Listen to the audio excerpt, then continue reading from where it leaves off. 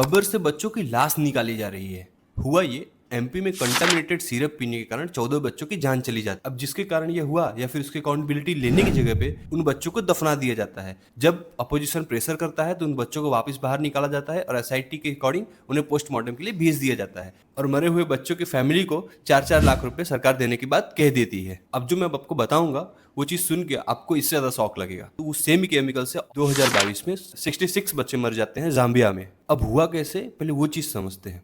एक केमिकल है जिसका नाम है डाई एथिलीन ग्लाइकोल। अब समझो, इस चीज का यूज होता है थिकनेस बढ़ाने के लिए और सिरप को स्वीटनिंग करने के लिए। इसका एक्चुअल में यूज नहीं होना चाहिए क्योंकि इसकी जगह पे लोग ग्लिसरॉल यूज करते हैं, पर ग्लिसरॉल महंगा आता है, उसकी जगह पे डाईएथिलीन यूज करते हैं।